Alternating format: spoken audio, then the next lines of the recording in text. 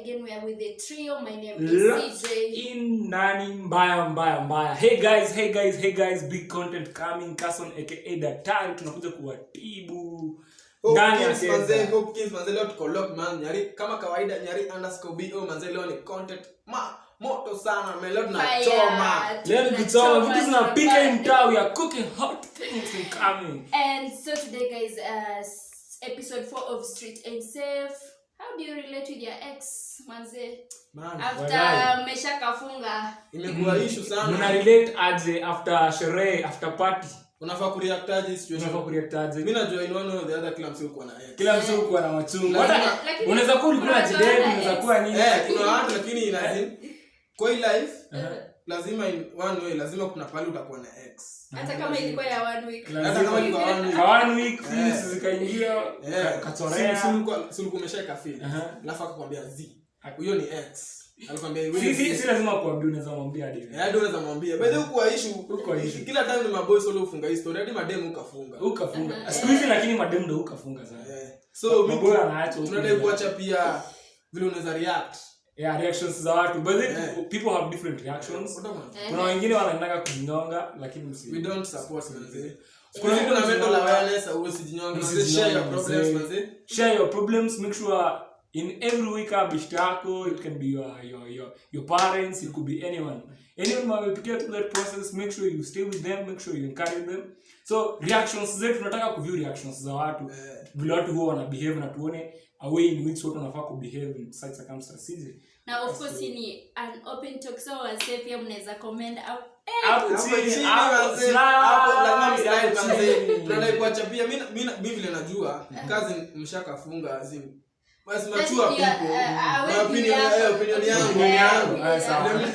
yangu inaweza kuwa kwa msemo mwingine na ni against nega. Mimi najua kama mmekafunga hivi ilikuwa under good circumstances, you can still be friends. Unarudi friends zone, hakuna haja ku delete number, mna check up on each other once in a while, lakini manzi unaendelea kufiti. Mimi na believe mnarudi friends zone and then unajua nikuulize tu swali Hopkins. Hii iko sawa. But for example, tuseme unaweza kuna situations zingine za kuanga situations ngumu sana. Ile yenye wewe na ex wako mko in the same location unaona daily. Na maybe ni ndugu yako, brother yako, ama maybe ni best friend yako ile mbaya blood brother amekutekea angeus, amepotana hiyo. So kwa relationship fiti, wewe utafanya aje hadi wewe? Juu ni kitu kingine is an open wound na kuuma. Utafanya aje? Azin najua kama mshakubali kufunga. Si lazima kuna mmoja ataumia but kuna process ya kuheal. Lazima kwanza unafaa accept ikitu imeisha, unajiambia mwenyewe una acceptance ndio maana sana. Ukisha accept una heal. Ukisha heal communication itakuwa shida. Utakuwa mnagoteaneaje poa, itakuwa tu effective. Mnagoteana kujuliana tu hali, si poa si mbaya kujuliana hali. Lazima check hiyo bado itaonyesha maturity. Kuna inataka level fulani ya maturity. There's no need mna delete number mwanze kuongea trash na behind the scene unaongea juu msee mbaya, zina make sense. Lakini like hizo communications zingine za hey you who zinaanza vitu zingine zilikuwa zishacheka mshakafunga. Ukishaji accept hauwezi rudi pale umetoka msee. Uko sure? Mimi na believe kama mliachana kakuuma after umepitia process imekuuma umeheal then udai kurudi huko. As in mimi naona nikasi as for me siwezi. Uje the power of feelings. You don't know. Mimi na feelings ziko na power. But imagine umeachana msee kwanza ni alikuacha alikwambia mimi sikudai pale imefikia ni hivi ni alafu amekuumiza then umetekituka 6 months ama 1 year umeheal umesha recover then mimi sio nikanda ile nguvu ya kurudi pale nimetoka kazi nitakuwa open minded nimeangalia vitu zingine nafaa kufanya. Mi view yangu mimi naona okay like ina depend na situation. Kuna ile yenyewe manze mlikuwa fiti alafu mkailalisha like mli accept what of which it's rare. It's rare. You I think mnaweza nini juu mli agree wote like uliona hapa ikudoba mli agree wote. I think hapo ndo unaweza friend zone. Lakini kuna zile manze mse yani ni kama alichukua glass I drop hivi alivunja hati yako ilikuwa sana mbaya na matenzi ilikuwa mbaya ile ilikuwa mimi naona tu hapo mkishasema iko down as in mshakafunga chukua east mimi niende west as in manze we are done. una empty recycle bin. Una empty Kila kitu manzi. Na kafunga. Hata huko Google Photos naenda ku. Baadhi ya hiyo ni therapy. Hizi picha zinakukumbusha. But the pain inakuanga ni hizo memories ndio. Hizo memories baadhi ndio ziko pain. It's true. Most of the time unaenda kuingia kwa simu, unaenda kwa gallery unapata hizo picha. Na unakumbuka alikuumiza. Na hizo vitu viumiza lakini so unaweza delete hizo pictures one way to move on. Kwa nazo hapo I think as they kusaidia. So hiyo stage ikishapita. Kani kitu ilikuwa manzi so intense. Ni sawini tu even wewe sawa ataka mtu bado anaishi. Yaani siku hizi mingi zinakuwa intense. Mingi ni intense. Siku hizi tunapitia. Siku hizi relationships siku hizi inakuwa ni kitu yenye mostly naonanga. Unajua relationships za watu zinakuwa ziko bonded na vile watu wana view watu wengine. Watu wengine wako in a stable relationship then kuna kuanga na pressure. Kuna memories mlienda out mkafanya nini. So unajua inakuwa ni so hard as in routine uko umezoea somebody mko mmezoeana around and then all of a sudden it becomes so acceptance inakuwa ngumu no. What you should accept. So unaweza kama advice na nzuri. Mimi inaweza sema kitu ya kwanza. Atuambie kitu ina apply kwako. Kwangu. Okay, kwangu the first thing when apply mika ni kwangu naonanga. In as much as ina depend, hadi mimi naona ni ngumu ku keep up na communication. Ni difficult sana. As in tumekuwa tukidate, we've been good and then all of a sudden maybe something has happened. Okay, kama mimi nimeachwa, unajua pia difference ni kama mimi nimeachwa. Kama mimi nimeachwa machungu. Unajua shida inakuwa kwa mwenye ameacha. Si mwenye ameacha. Mwenye ameacha ndio anakuwa na noma. Ndio shida. Mwenye huwa ameacha most of the time, mwenye anaachana unapatanga ni excuses zote upeana. Ndio hiyo. So mimi kwangu nikiachwa obviously kukipa hiyo communication ni ngumu. Mimi ndio step. Nikistep bana nikikuona bana tembeza nje ingine. East to west bana ukiniona na ngeu sio time bana wewe pia chorea tu kitango kienda. But kama mimi nimeachana na mtu yenyewe unajua kuna reasons zingine. Reasons zinakuwa nyingi za kwa. Bado unacheki mtu akiacha as in mimi niache dem. Mimi naona nanikaa sijafanya kitu mbaya. Ndio hiyo sasa ndio kwa maana mimi nilikuwa nasema unaweza keep up na communication. Siko nimechikiza hata as in kama acha msee unaonekana ku check up on haikwangi big deal. Unaonekana ni normal. Ndio ulimwacha tu hujaumia. But checking up on somebody after ashakuacha okay it is so painful. Kani mimi kuachana in me perspective yangu wa boy sijui atatuambia perspective ya madem. But mimi naona kama boy ukishaachananga na dem most of the time boy uko na baka. Maboys kweli maboys who step reason why anataka dem ana step squeeze pia hadi madem uko na baka sio sasa the problem ni boy ukishatoka umestep uko na backup yako unajua tukisema tu kweli madem huumia kwa relationship in terms of a breakup do women are so emotionally invested exactly so women huumia sana unajua boy unakuanga tu wewe memories utakuwa ni memories kiasi alafu na a lot of the sexual activities na nini hizo vitu utakuwa unakumbuka as a man but ladies wanakumbuka hizo vitu ndogo ndogo so mimi naonanga vitu ni kani ndume mimi kani nimeacha mimi nita step lakini kani nimeachana for me I can check up naweza kuwa na check up on her once in a while juu mimi si kwa negative intentions ni viji sababu tu life huwa na lazima vitu lakini sasa mzee history ya kucheck up unajua uta check up mara hit leo kesho tena ucheck okay not kesho ama a week alafu mtarudi kuongea alafu it's like hiyo kitu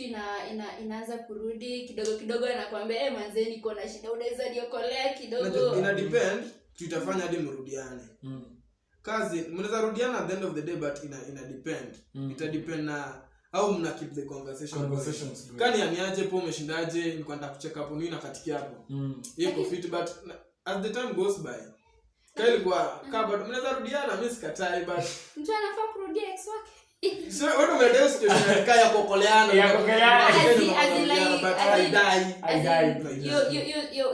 you point like as in boys ndio alikuacha alafu mnaanza mnabonga sasa hadi mmekuwa kitu kama friends sasa mazee anakushow unaweza niokolea mazee as in wewe uko mpoa as in una issue but then sasa unaweza enda hadi ukamokolea alafu manzee tena you still hizo manini zianze kurudi my feelings ni emotion okay like kitu kingine okay watu before kutana na dem si mlikuwa strangers Sasa mi pati ngumi niko nayo, mkiachana mnaachana kama familiar strangers au mnafaa kuachana kama friends, like tuka friends. Mlikuwa friends. Kuna zingine bana aziezisha kama friends. Lazima mmalizane completely. Like I don't know you. Nikutana na wewe. Kani ya machungu, kama kuna hate unachorea tu mzee. Unachoreanga kama umestep. Lakini wazee as in okay, acha tuseme in normal situations. I think as in nafa to communication is not a big deal. Set una behave like you never knew this person. At least treat them like as in you once in love, you once cared for this person. Like ufai ati uko public unashikana as in uko na manzi mwingine. Unajaribu kummake akwe jealous, unadate mambo wake, unadate mabisho wake. That is so as in kitu kingine so immature. Like as in kama end stuff. Okay, my view is that kama end your relationship flani, sasa si you are starting to live your life, mimi naanza life yangu, then we live like as in normally bana, si ati ni kama you want to make me nisikie vibaya. Ndio hapo watu ufikia. Sana hapo ndio watu umemake. Ana man. But mostly lady anaweza kufundisha like seriously. Lakini acha nikwambie, what I feel as in what I feel kama bado kuna feelings zake. It is true. Kama bado kuna feelings zake ndio utaifeel. But pia mtu afai kujiumiza like trying to show you jealous. To make you jealous. No. Watu una go to the point of yani unafanya everything like you are everywhere around somebody. Okay, the thing ni kama umeumizwa kwa in terms of a breakup, kama umeumizwa, take your time. Vile Hopkins amesema kutumia serious sana acceptance. Yeah, try and heal. Utahili mwenyewe. Kila mtu atakusaidia. Tena kama hiyo acceptance ita take 5 years. Then so be.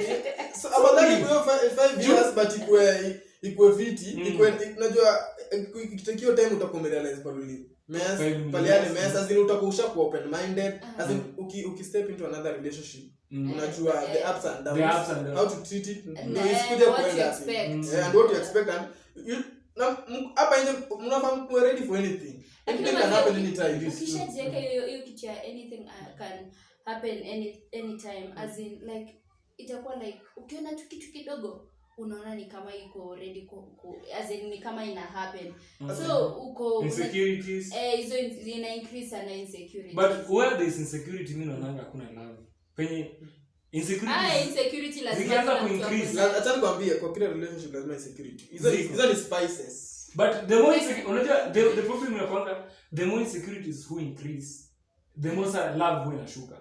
Do not get insecurities ni like somebody somebody loves you anakupenda kweli. Lakini hizo insecurities ziko in a way secret. Akunse like haizifanya anything bila wewe kuanza ku criticize. Yeah, sure. But so mimi na believe kama umepata insecurity moja, mnaweza ikabata another stage. Nika cancer. Stage 1, mkiona stage 1 mnaikaa. Kudinda madaktari. Mnaikabata another stage. Alafu ndo azini sikue mingi. Red flag lazima mzilewa mapema. Lakini hapa nje mimi naambia tunadai tu kuambia wase, azini ukishamaliza na ex wako, maintain the relationship. Communication is vutie vutie mse wao iko fit. Muulizie kwao kunaendeleaje. Kucheck up si mbaya. But pia ukiona ukimcheck up inakuumiza pia achana. Achana tu. Yeah, so basically my view ni that your relation to your ex ina depend na wewe mwenyewe. How okay, ni kama venye ina affect. Kama unaona the more you relate, okay, talk ama make contact with your ex ina hurt more than achana na your contact wenda east ya and the west and ulalishe you. But then for a normal person mse anaweza handle stuff as in strong people, then it's just good to keep as in kuwa julia hali and behave like a mature person. That's the one.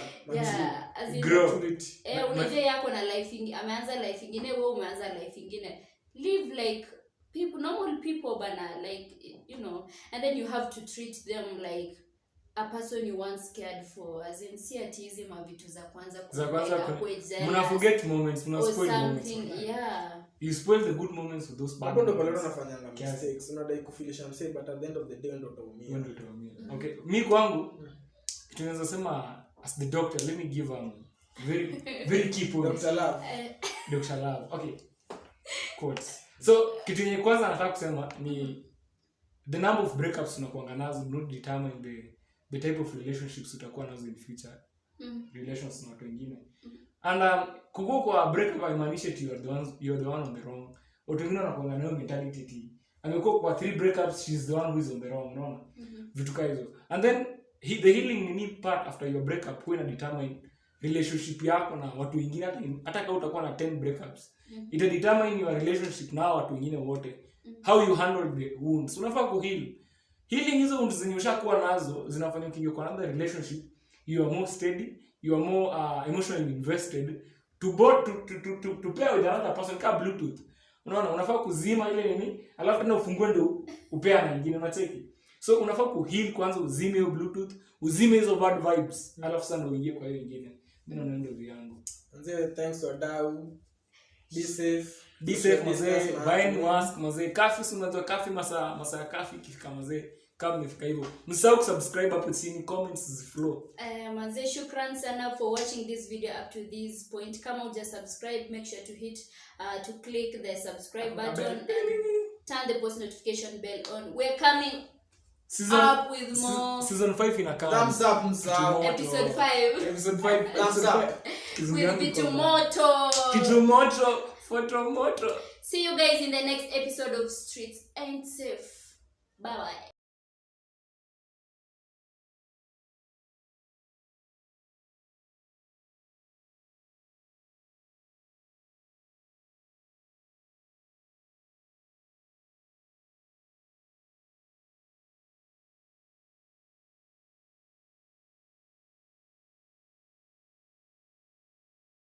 What's up guys, my name is Cynthia San, call me CJ, and welcome back to my YouTube channel again with the trio. Tuko ndani ya manze ni Nyari_BO manze, follow manze, shukran manze, big time. At Castle manze, aka daktari manze, appreciations manze mko na sisi. Thanks manze, big up na tuendelee kwa na big manze. Leo tuko -1 manze, mmechekia tuna anti-social manze. Leo anti-social nene hustle muhimu manze, kitu ile tokea kashikana manze, so ange make it, lakini manze hustle muhimu, ameenda kuchapa hustle, lakini next time manze to anti-social nene manze, big up manze. Kwa la ameenda kusaka manzi, amepata manzi. Aliomoka manze muhimu manze, lazima uwe na wife manze, wife muhimu. So CJ disappear. What's cooking? Hey guys, manze, today we're bringing you a really hot topic manze, and manze tuna discuss mbona wasi wanasaka clout, you know. Yeah, clout ni poa lakini tunadai kujua uzuri wake na ubaya wake. Uzuri na ubaya. Kwanza mimi kwanza leo ni siku fiti, nimeona CJ ametoka straight out California. Mzee, she's just landed from Jamaica. You look hot anyway. So the thing ni watu wana clout, like mix inajua clout, like my youth sana tunataka fame, tunataka publicity, like the Shakira shit, like okay, most of no fame, see what mandumu unataka uomoke, unajua kuna hii kuomoka na kuna kuforce kuomoka. Kama uomoka unataka uomoke, uko na manzi mwenye watu wanakutii mwenye dates. Tuko na Instagram handles, unataka uko Instagram, followers ka wote tu unajua pese, unacheki. So mandume kuna the silent struggles za clout. Watu wanaumia huko chini ya maji, kuna untold stories za clout. Ndio leo nataka behind the scenes hapa. Behind the scenes. Wadau manze, lakini clout ni fiti, hatukataa, hatujasema ni bad, but clout ni fiti, but kuna some scenarios zinakuja nao, but at this tumefikia generation ya saa hii tunasaka clout, lakini vitu tunapata at the end of the day tunapata tuko na negativity mingi, tunapata tumechoma kuliko tukujijenga. Manze negativity nyiko saa hii ni mob sana, tunatumia all means kupata fame, but before upate fame manze think twice. Yeah manze. Unaonaje wadau manze? Exactly. Tunachoma manze, my youth manze tunachoma manze. Hadi si mbaya ku force fame. Unajua sometimes manze the way Kenya inaendelea kuendelea manze, it's like everyone wants fame. Tuomoka.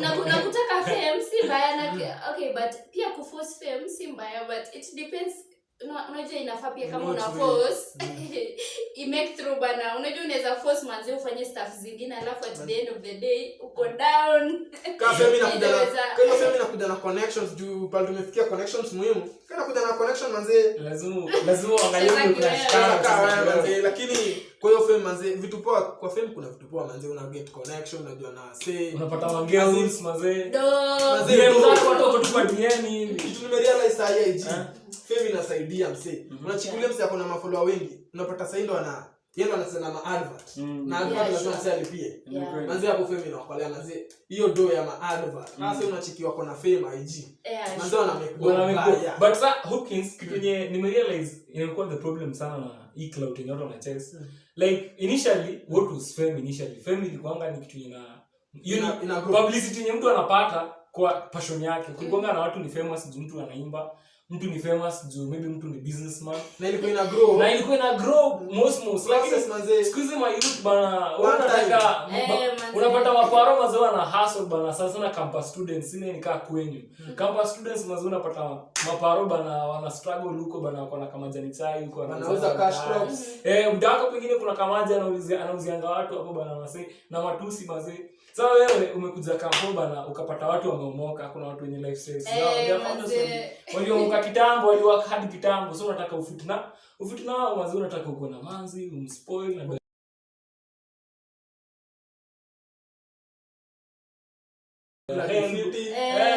unangoja tu help ndio uomoke, unadai kufiti ile class unataka kufiti class kwa ile mimi najua hakuna kitu hapo akakuwa humble. Ni kweli humble manzi ni kitu fiti hata bado mimi acha niwaambie hata bado ukiwa uko chini na uko humble bado fame itakaa itakaa tu. Lakini manze for instance like sasa new as in new guys like sai kila day wanataka boy yako na do they are always going for money, so manze ukijeka uko humble bro.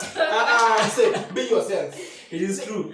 Kitu account kitu last achana igro process ni process manzi hata growth is a process bali ufike sio tumetokea tu hivi na ukafikia growth is a pia fame ukitaka fame fit yenye ita last ni process juu ukijaribu kuanalyze sai wala wase wamekuwa fame kuna wase wamekuwa fame in 2 months na ikakatika katika juu walifanya vitu wakakuwa fame all of a sudden na most of the time chiki au hii fame ita last most of them mostly behind the scene vitu mbaya. Lakini for instance your point ya fame kukuja as in pole in process it's as in ni kitu for instance hiyo ya Asia si ati yeye aliamka siku moja tu akaamka, she had been consistent na tio tu before utawezana itokee na video kadhaa manze big up Asia manze uli grow fit at least ame create platform fit ya mayu kuna vile ame come through hapo manze ile hiyo fame yake iko fit kwa admirable as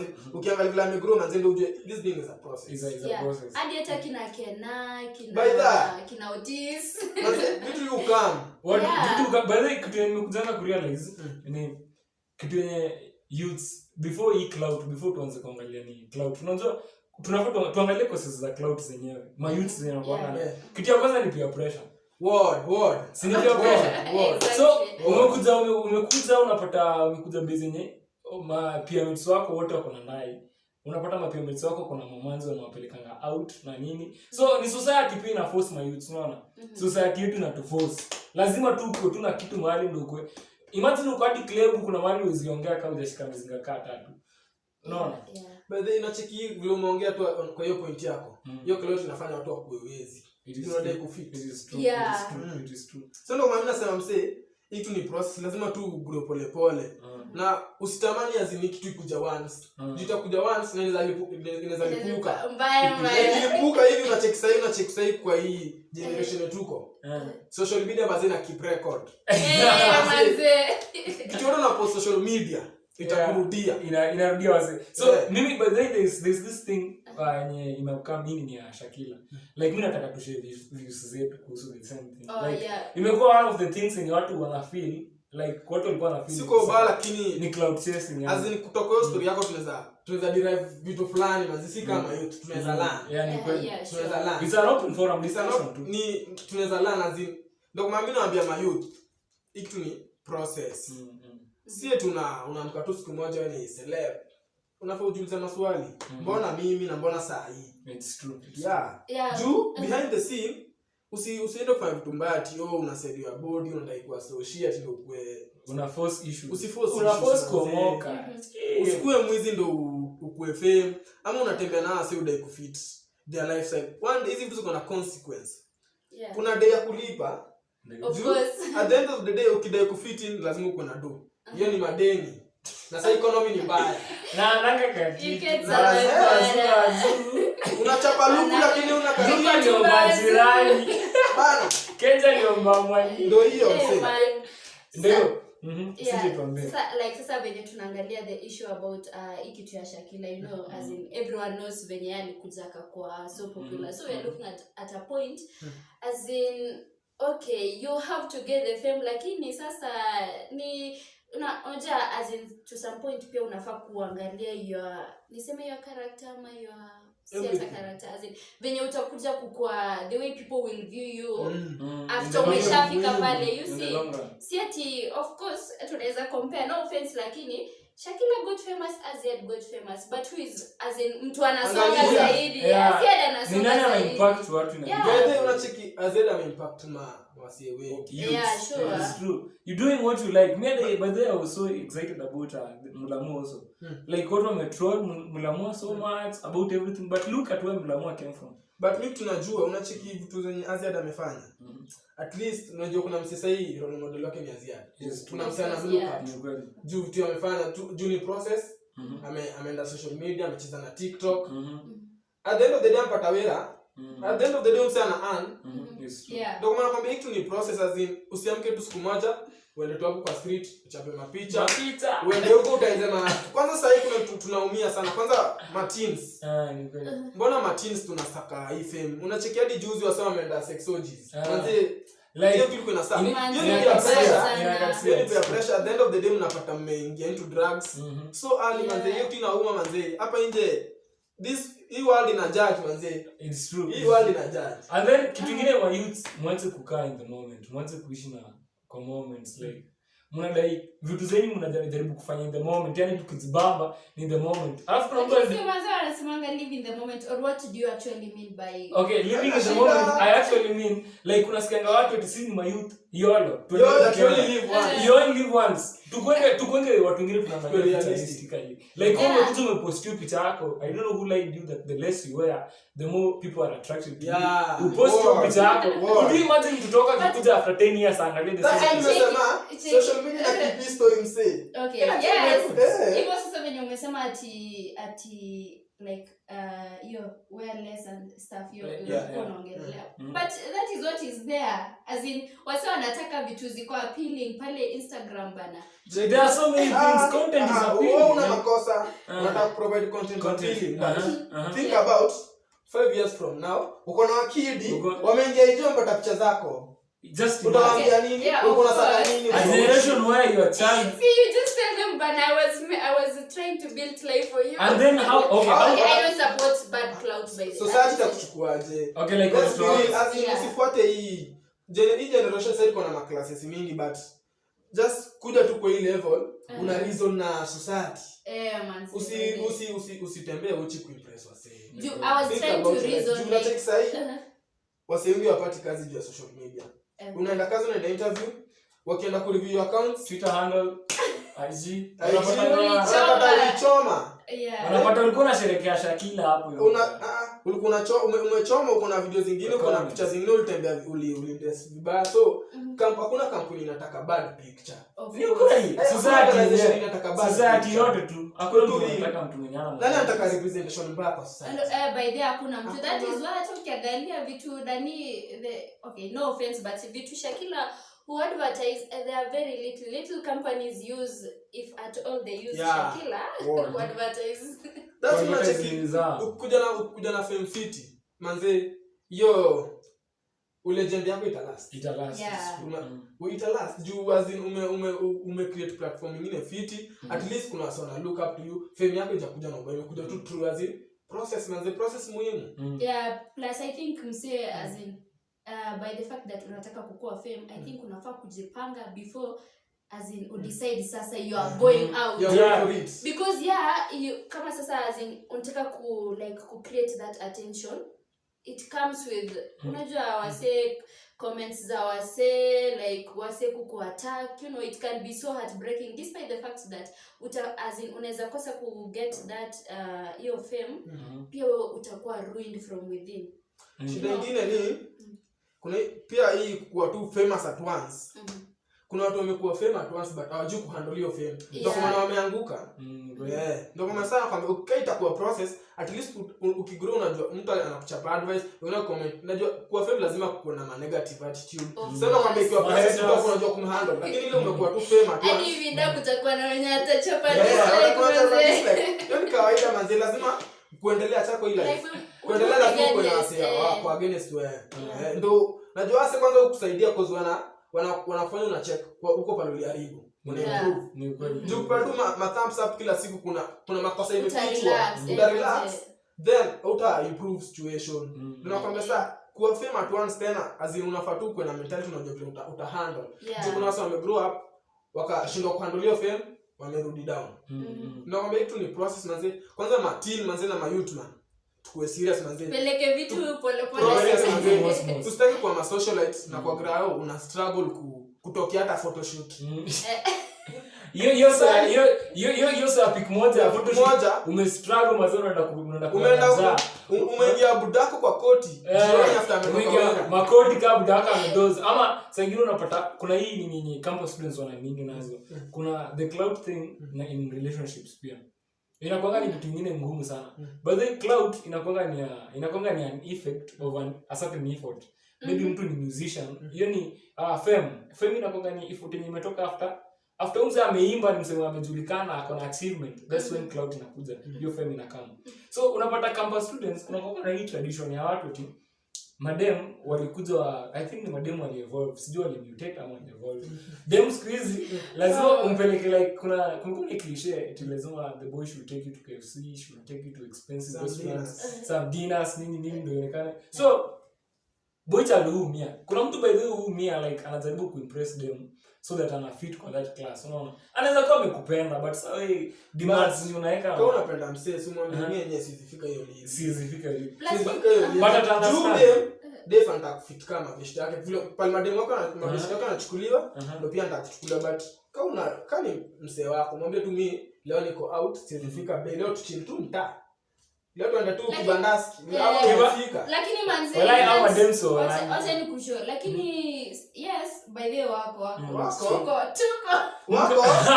check the issue wako wako na dem mule na dem hapo kibandaski unajua wako alafu the issue ni manze leo uniambie tuichel kibandaski the following day manze si nitachoka inafaa hata sometimes hata wewe una make effort hata once in a while bana lakini si tulisema love campus love is scam inategemea msee I think hiyo itakuwa hiyo screen but Hopkins unaona nini hasa ni kwa beki tu ina smart as mimi najuanga maybe sana campus relationships najuanga the first thing yenye iko ni kama ni love kama ni kweli kuna love ina exist vile unasema hivyo kuna konga first of all ni acceptance of circumstances amsema so that mna acceptiana vile mmepatana hivyo tu vile mko hakuna effort yenye kuna mtu mwingine a change ndio afikie ku attain that point ya it's unampenda jo umefikia ku attain kitu kama mzee wako amomoka saa aenda struggle aenda auze mashamba kwao amomoke ndio mtoshane but sasa tunasema hivi mnafahamu understandiana usidai ku fit into the crowd na msemjia na unatapelekwa dinner hiyo ni unatapelekwa dinner juu mabeshte wako anachukuliwa unataka kufit kwa cloud ya mabeshte yako haifai manzi unakwambia friends know your friends najua ndio kumeni kinasema show me your friends and I'll tell you who you are yeah. So usidai kufit in kwa sewa na ball wana cruise na wewe kwenye utaenda kufanya situations zingine manzi utaenda labda umeingia at night uko night usiku uko night life manzi una struggle mangeta huko mchana ungie sokoni utaeluku manzi uende shoot manzi unajidanganya baadaye kuna mtu mmoja huumia sana ni wewe ukijidanganya but sasa as in okay yes msee afai kuingia kwa hiyo story na cloud na mabeste nini but then wewe uko hapa and then tuseme for instance mabeste zako wako na do yenye wako nani yenye wamejisakia si zile za maparo. Manze pia wewe you should stand as in unafaa kutoka kwa hiyo zone yako manze. Sina ukiona beste kwa at least itakupea moyo.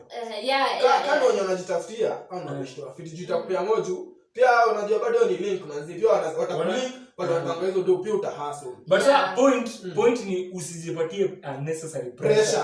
That's the point. Watu ujipatie unnecessary pressure Hopkins like nafaa kuomoka. Unajua wewe unaweza taka kuomoka kama beshto wako but hauna that idea. Nini uomoke nayo? Hii mentality ya kuomoka inaumiza vijana. Hiyo mentality but it's a trash mentality. Like lazima like to back it to I can't kill myself na tutulie tu. Lazima ujikaze pia wewe personally but hii mentality ya kuomoka inapewa vijana pressure. Ni ukweli like the tag kuomoka. Nataka kuomoka. Unajua kuomoka hiyo mzee ni a process mzee kitu itakamtuma time yake. Ni ukweli. Usikuwe na pressure ndugu. Mandugu focus kwanza niko na points zingine tatu. One, mandugu focus kwa career yako. Focus career yako. Kama si career unataka kufocus then hustle yako kama dream yako. Hizo vitu ndio unafaa focus on and then kitu ya tatu kuwa tu mtrue. Hata tu story hata kusema fake mazee. Unajua kuna manzi fulani by the way mandume naonanga mandume ama mademu na mnaonanga mazee mimi na niko hivi ni chama masculinity ndio ile ndume fulani anione. Kuna ndume fulani mazee anataka tu kukuona bila makeup bana. Kuna ndume fulani anataka tu kukuona tu na hiyo shati ya mjengo hiyo suit yako ndio lakini wa mademu naona ndio. Hiyo story ilikuwa napiga mwasini story. Lakini hata despite the fact okay like sasa tufai kutafuta clothes lakini at least manze unajua msee anafaa kumove in time but sasa tunarudi to your point yako kuwa tu true as in be true to yourself. If manze ni poor but sahi generation tuko inakuja na impact mbaya mingi sana juu watu wanaenda kufanya business unaenda umechoma 10 years from now uzipata kazi na manze wacha kwa 15 years uko na watu uko na familia uko na society na look up to you but you have to ulifanya kwa social media ayalao na manze hiyo time sasa unaheshimiwa kwa sadi hiyo time like sasa hiyo time unasaka cloud manze watakuwa bas like hii time unasaka cloud manze uko na mafan uko na acha tu uchome kidogo choma tu hivi watakusaidia kurudisha ground manze hata niambieni mimi alafu this message specifically inaenda kwa watu wenye who troll wase unaweza troll msemi bika inaweza kuwa ni mlamua umetroll ama unaweza kuwa ni nani umetroll just for fun sana so manze mimi naweza ambia usitroll mtu unnecessary yani usitroll mtu at all kama unaona tu msee ako vile yako acha tu ako vile yako hata kuchezeshia wase unajua hiyo the small comment unafanya ikiamount na hizo za wengine hudestroy mtu kwanza self esteem kuna watu wamejinyonga tu hizi ma story unaona watu ufaka up pia lakini si tu mnainsist sasa hiyo kitu moja ndio mnafosisha msema zaidi mnamsha wase wengine huko nje hata kama cloud aje si poa but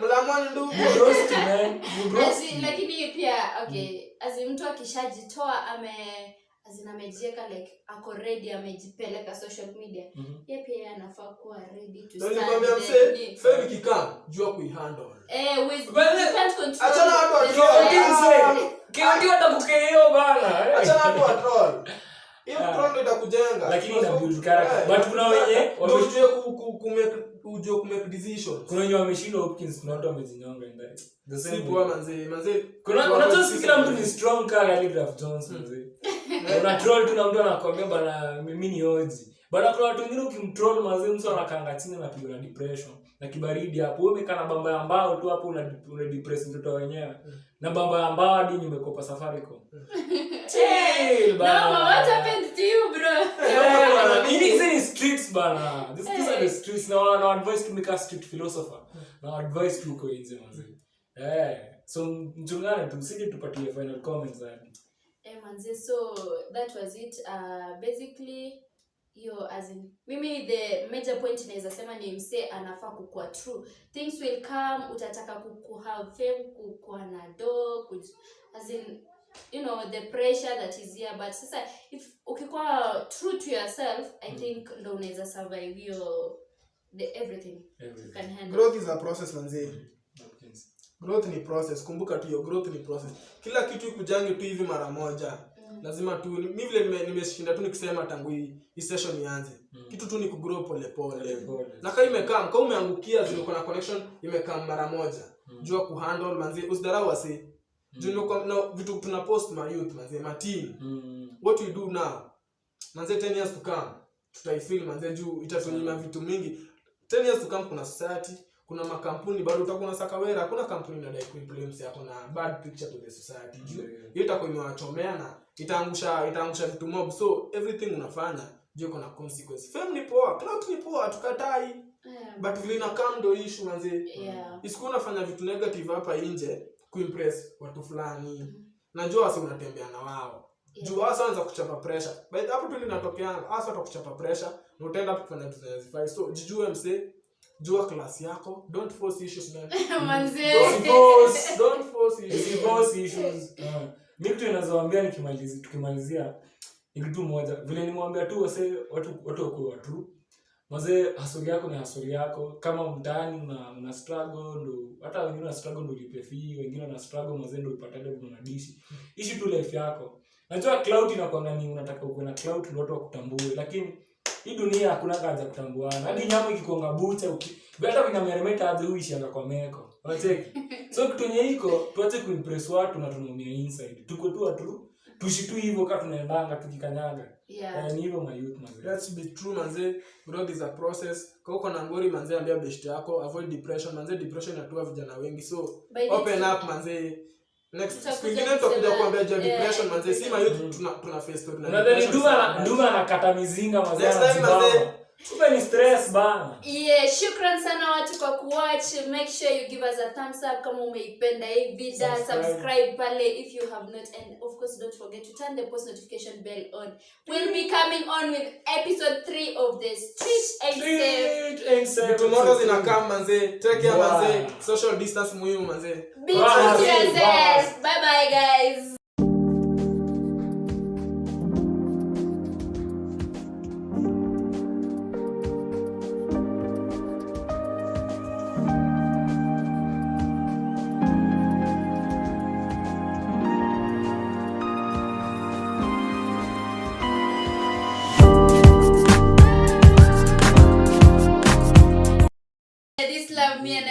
Before that is Remy. Welcome again to another episode of Street and Safe with the trio. My name is CJ. Ndani ya Keza Carson aka Daktari. Ndani ya Keza mazee. Thanks for tuning in mazee. To tune in na mchezini na mtaratara hapo chini tu chat mbaya kwa comments hapo hivyo. Hope kiss manze kama kawaida Nyari_BO manze, mimi nawapenda manze watu wangu. Subscribe manze, share, leave a comment, thumbs up kama kawa. Content normal sana. Na manze, as usual with the trio, things never go boring. So today tunawaletea episode 5 of episode ya 5. Tumefika 5. Tunaendelea. Tune in. Sasa leo manze, it's a question. Is it only boys who should go first, or acha niseme guys? Okay. Only guys go first. Mandume ndo wanafaa ku approach madem kwanza ama madem pia bana. Kandume form iko idhaa una approach ndugu na ndugu ni hivi bana, mimi ni nice hadi sisi tunaikutekwa bana. Manze mandugu tunatekana huku nje, manze usipo wanafaa ku wapatiwe kare zama ni aje. Manze leo mabosha tumejaa ngori tuko ngori leo. So guys, what do you think? Comment hapo chini kama unadhani pia dem anafaa kurusha game wanafaa na mistari, hadi mademu kwa na line, mademu kwa na mistari ile tu atukubalingi tu, yani ni kwe kwanza upata na wenye ni poet mnapandisha ndio rushiwa ma lines mbaya hadi unapata tu kwa dunia nyingine. So daktari, I think unafaa kutuambia what do you think? Miki ya kwanza ni mika form iko idhaa, form inakuanga tu idhaa. Ka ndume ka dem umekuja umepata ndume. Unajua saa nyingine mandume tukonga waya, unacheki. Umenicheki na mimi sijakucheki, unacheki. Hiyo vibe umefeel vibe kwanza na mimi sijafeel vibe, unacheki. But hiyo vibe bado unaweza feel. So kitu yenye iko in case madem ka, unajua population ya madem ni kubwa sana hii dunia. Ratio yao inakuanga ilikuwa 1 to 10 siku hizi. So madem mimi naona madem kuna si kila ndume anakuanga nayo courage by the way ku approach dem na kuambia dem ni hivi na hivi na hivi. Lakini haimaanishi eti hawezi kuwa na anything. So dem bana kaiko idha ndume amekubamba bana, hiyo height imekubamba na hiyo rangi pia imekubamba, maybe ni tall, maybe kutoka hiyo, maybe ni dark, kutoka ni chocolate, wewe ndio hiyo kitu bana. Wewe tuambie ndume tu ni hivi na hivi na hivi. So manze akikuza yani mistari. Kazi menda shule mimi naingia boka. Mbaya. Kazi menda shule zinatembea. Bila wao pia utufanya, line zake ziko chini. Usipandisha ego. Mimi. Najua kitu mbaya na manzi ukama tukate kuna manzi wenyu jituma. Shida ni si maboy upandisha ego. Udekatiwa. Sasa okay, alizaamini kikatiwa ni kwe. Okay, like crazy seriously. We mwanaume ni kukausha sura lakini hakuna. Tuendelee huko. Unajua shida iko ni mimi nasema hapa nje kuna mademu tukuta. But si kama gentleman, kubali tumekatiwa. Ni kweli. Kuna maboys hapa nje tunakatiwanga but kuna wengine kuna masculinity mbaya. Mimi ndio katiwa naingia box. Toxic. Pia issue okay, umesema hiyo point ya masculinity. Kuna hii pia si ati mademo hawezi katiana. Mademo wanaweza katiana but the problem is okay, demo anaweza enda akatie boy ama kama hata unaambia boy tu unamwambia tu manze leo unakaa fiti. Mse anajisikia. So manze imagine ukiweza katia boy anajichukua kasucrose manze. Anaanza kujisikia kisucrose manze. Like ameweza you know muhimu. Lakini kitu kingine maboy mandume manze acha niwaambie kitu moja na kanga mama dem kama kwa approach unaenda kuambia maboys unaenda kuambia mbogi. Ati mbogi bana huyu dem amenitsinzia. Okay na kama yeye unajiangusha bana unatsinzia hata kama naume. Ukitsinzia ngeus manze upigiangi mbogi hiyo kelele. So bana mandume pia ukisikia bana ngeus amepata hiyo courage manze huyo dem hadi miss dates nziwa lakini manze nadai hadi ni tutazima kamera nilitsinzia lakini maybe azikuwa zimeenda shule labda zilienda nje. Alafu kitu okay, the thing about as in dem kwenda first, of course kuna watu as in wase how watu wanajulikana wenye wanashindana okay, wamesema they went first and they're living happily. But then sasa shida inaweza kwa mimi naweza enda first sasa hapa kwa daktari aingie box. Lakini sasa manzi atashinda ameishi na hiyo as in alinikatia like anaishi venye anataka ananitreat venye anataka like jumindo na mdai si ati hiyo makosa ukuja. Lakini kitu inajuanga for a relationship to be stable haikuangi ni who went first. Who first. But that is a fact especially in Kenyan men. Kenya okay like unajua kuna difference by the wacha tuseme tu kweli. Kuna kwanga na hii cliche unasemanga eti Kenyan men. Mwanaume kitu yenye mwanaume ukiwa na ukitaka kujiita mwanaume unafaa kuwe mature. Hakuna kitu sijui Kenyan man. A man is somebody who is in the male domain na yeye ni mature. Huyo ndo a man, sio? Si wewe uko mature. Lakini mbogi kiweza kuja sasa hivi bro ulichoma. Okay like kitu kingine inakonga ni vile watu wana relate. Unajua kani mbogi ndio ina dictate ni zako. Mimi naona kani ipatia relationship. Mbogi it is so intimate. Ni watu wawili. Then hiyo mystery na tupo hapo atupi mbogi mzee. Anakutupia like ni affection na mwana kwako. Unataka mistari mazizi imeenda. Mimi kama mistari ziko fiti wallahi mimi naingia boka. Mbaya. Hata mbogi chachisha.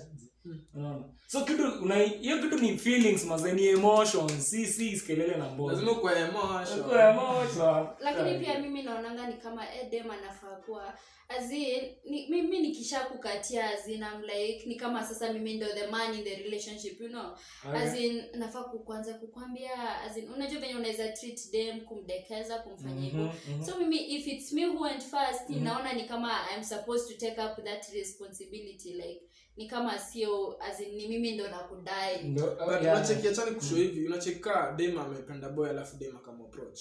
Mimi tuna believe juu dem amekufia boy ube kitu atamwambia dem atafuata. Ndio anataka kumimpress. Anataka kumimpress. So sio the dem ndo atadictate your relationship kitu ya kwanza. Itakuwa ni kitu yenye ni consensus. Una agree. Boy anasema kitu then dem anaweza kubali ama akatae. Ni lazima ukubali according to the benefits inakam nayo.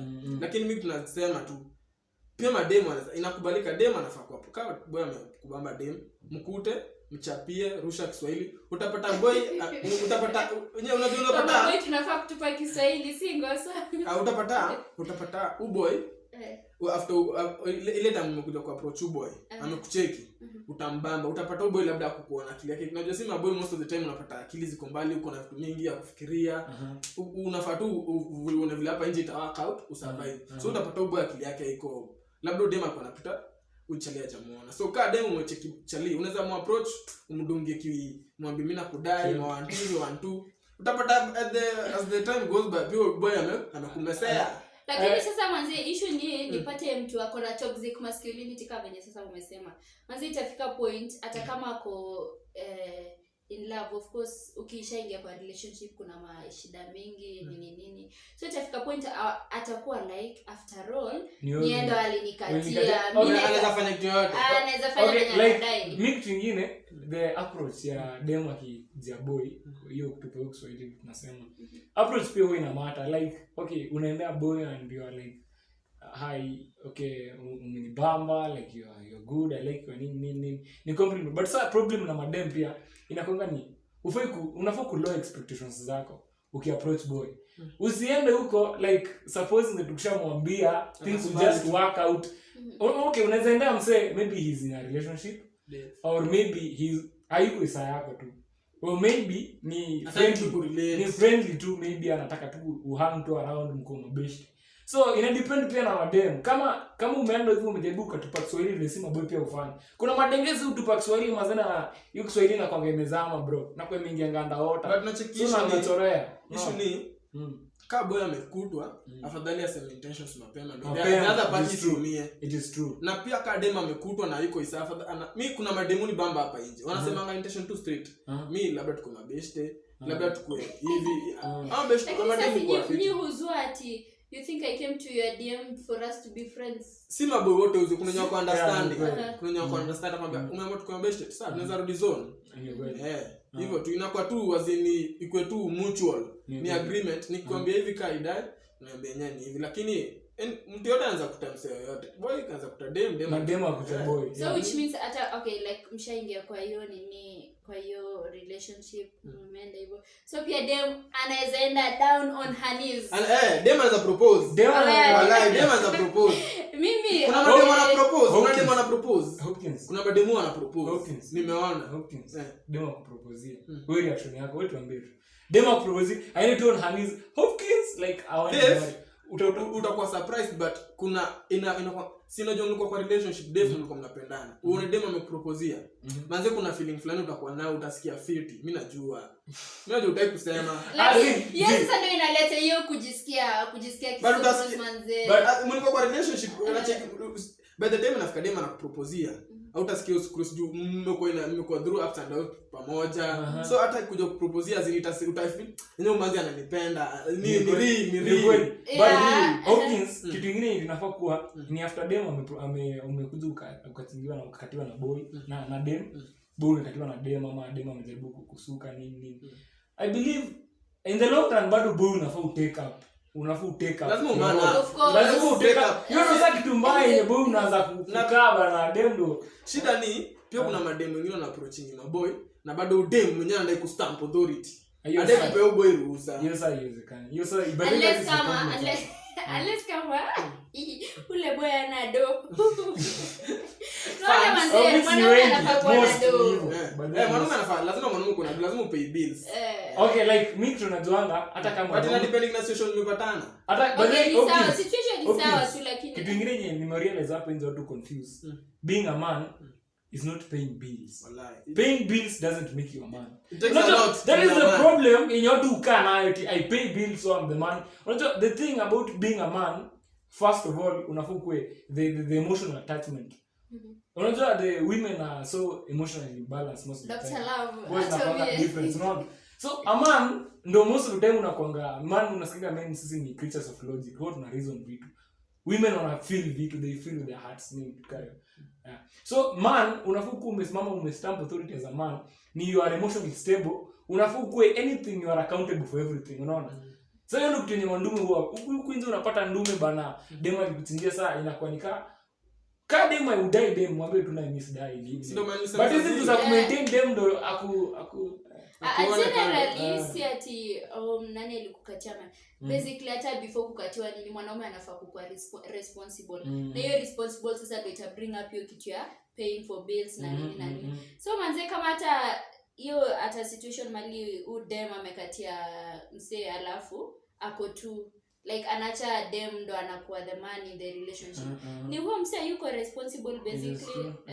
It is true. But kama umekatiwa lower your ego, fit in the situation, come into a consensus, muagree tunataka kama iwezi make mko mabeshte mko tu for the mnaweza kwa mabeshte to keep the relationship going mabeshte as in lot of expectations hapa nje manze watu ukatiwa manze lakini issue tena inakuanga nini the issue ni we are so ni kama tumeeka society kwe inatuambia what we want, ina dictate what we want, such that there are things we really want to do but then we think how will the society view us, which should not actually be the point.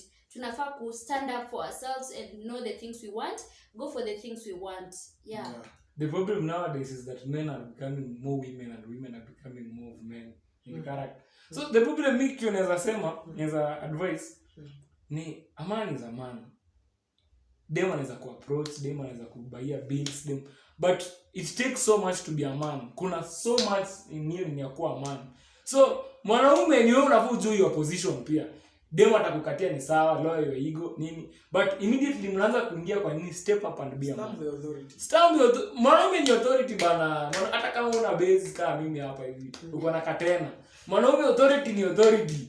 Unacheki? Hata kama una ndevu authority, mwanaume behave like it takes so much to be a man. Tuongea on other times how to be a man and how to be a woman. Shukran sana watu kwa shukran sana people for watching this video, and we will be coming with another episode of Street Safe. But that mimi nategea huko nje mazani chinzia bana. Nikichinzia manze mtu approach manze tunakuanga humble aje. Mali safi. Mtu aniambia hata hizo ndevu zangu. Manze tuko soko bana. Manze tuko soko bana. Na nashtukanga siku hizi nimechapa bana. Hadi tuko soko bana tunaoganga manze, lakini manze big up. Be safe manze. Enjoy the whole day manze, najua ni Christmas. Ni Christmas bana. Saa mlo saa kuku hapo. Hiyo kuku yenye piga kelele hapo nje ifanywe damage bana. Merry Christmas na tupatane 2021 manze. But Mrs. Corona is still there, so keep safe guys. Bye until the next episode of Street Ain't Safe. Done.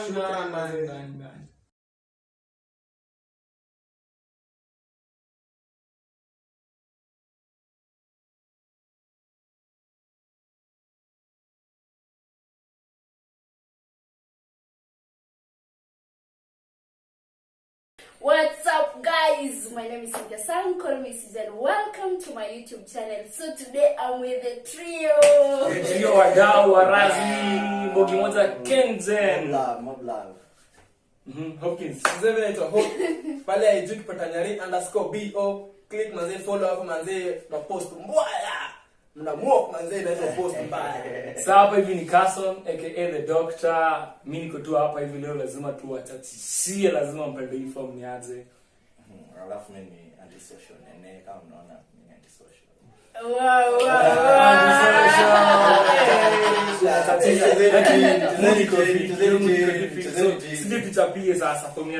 So today guys we are going to do the smash or pass challenge. Which is actually basically we'll be mentioning names we are doing the Kenyan celebrity edition, so tutakuwa tunataja hizo majina, and then these guys will say if they are hitting on it or they are passing. Kama tunaweza hit kama mali safi ama iko hiyo side nyingine, either mali safi ama iko hiyo side nyingine. Wadau kwanza siku hizi ni kuget it. Lakini if you can get it, I can get it. Okay. So I hope this video is really going to be interesting for you guys. Lazima iwashike Mbogi moja Kenzen. Manze, alafu itakuwaje? See you guys if you like this video, give me a thumbs up. Hapo tu subscribe tu hapo kama umehika hapo kabel. Ngili. Lazima. And then so let's get into the video. Acha tuanze sasa. The first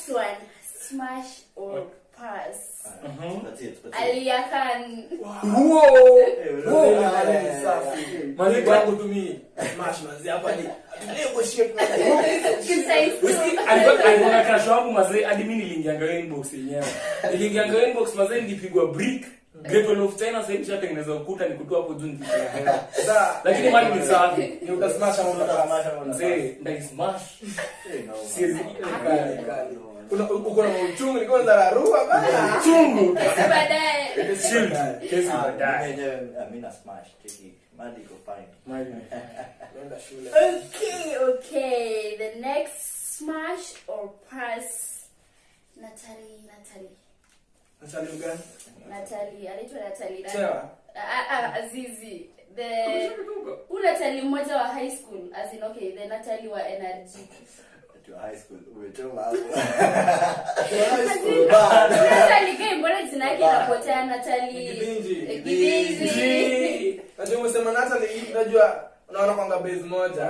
Kuna Natalie Tewa na Gibinji. Kani Gibinji. Mali kwa sababu hapo mazee lazima tu pass the blunt mazee. for me hadi mimi kwangu nitapitisha hiyo blank. Mazee si hata save life. Siko baya. Okay. Siko baya, sisi maheta sio baya. Hakulaga ubaya. Smash or pass? Wabosha mwaji. Manzeo unatuleta tu Walai. Unadaiaje hiyo? Unatuguza men. Sasa wabosha nakataje? Sema opinion yako. Okay, opinion yangu mimi sasa nikwambie hiyo smile yake inakonganika smile yake ilitengenezwa sijui wapi. Alafu ngatoa mimi. Umanzi. Smash. Mimi na pass. Mimi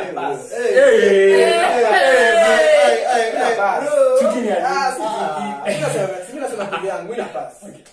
Mbona na pass? Sile moja na pass no. Mimi na pass. Vile naona yani sina ubaya. Mwenye sasa tuseme mimi naona kana bado akikupatia utaacha. Mimi bado na pass. Pass. Okay, Bado na pass. Antisocial. Mimi na smash. Wow. So Oh, basically ana pass juu ni snob, huyu anapitia Mimi na juu smash because of the juu, smile. hadi juu ni snob bado uta smash tu. Sawa. Ubakishangi bro. Jadi viwete man. Smash or pass. Next. Shakila, Cheki huyo ashachoma. Siwezi jipatie mtaa. Mimi experience ya kila kona anaonekana ni kama nzi. Okay, sema kwanza kwangu, answer. Mimi nita smash. Other than you negative publicity. Anaonekana majifine. Sioni kama kuna issue. Manzi hapo tuna swim hivi mse. No evidence. No evidence. Manzi ni Eddie. About the games. No Ile evidence. ni Malikenje. Whoa.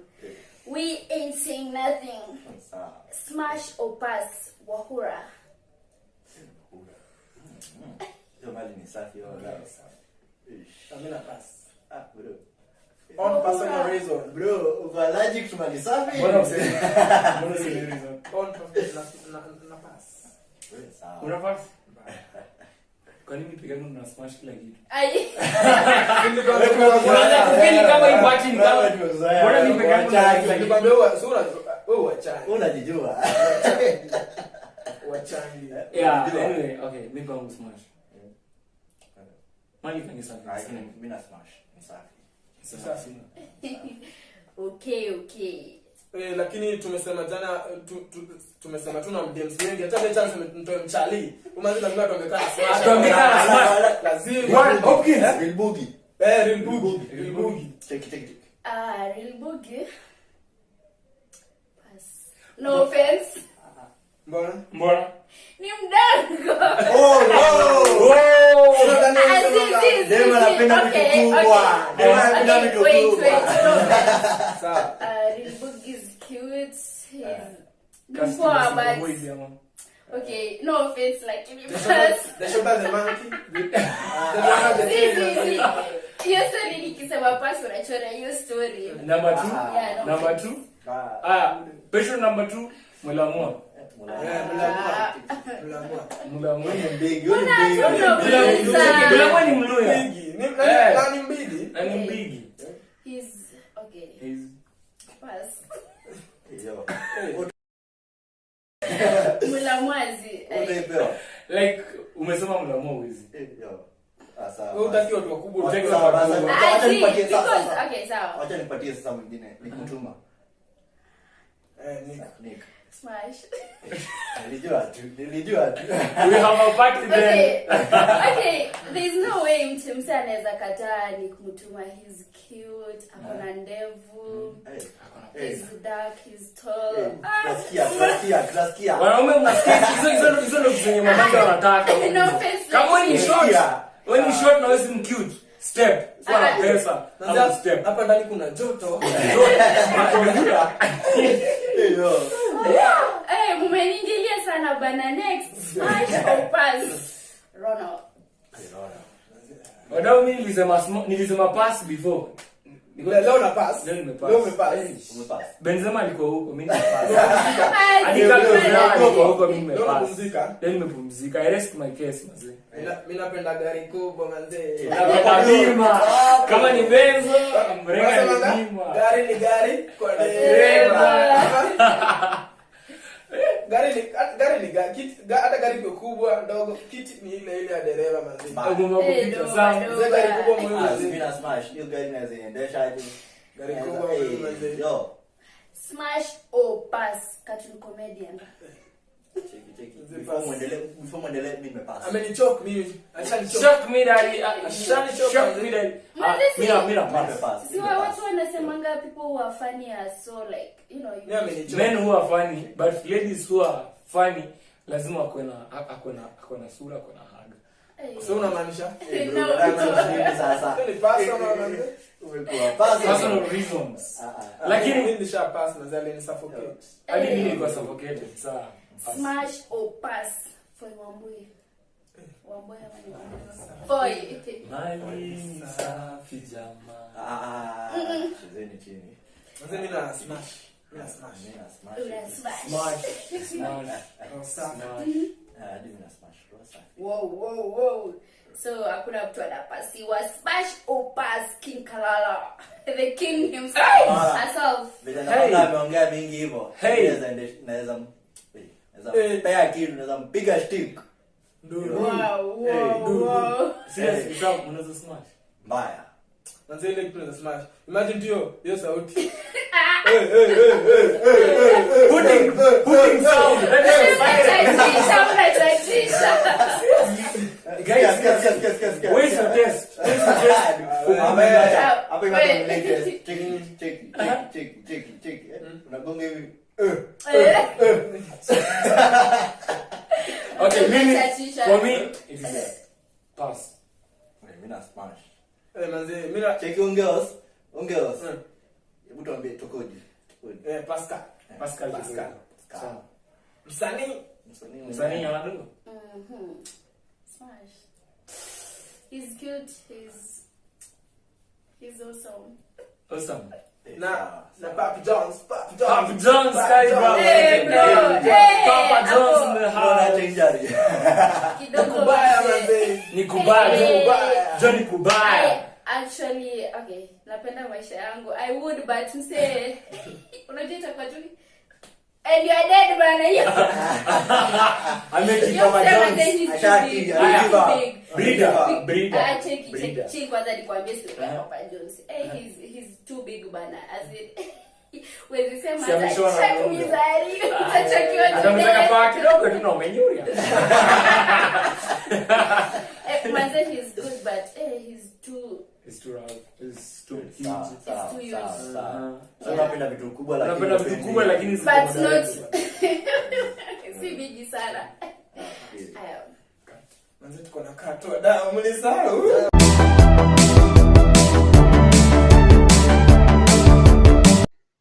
Hello guys, my name is Cynthia Sang, call me Sis, and welcome to my YouTube channel. Thank you for subscribing to my channel, and if you haven't yet, just click on the subscribe button, and remember we are always spreading the fun. Desde que te vi, yo me enloquecí. Buscaba aún así y por fin te conseguí. Desde que te vi, yo me enloquecí.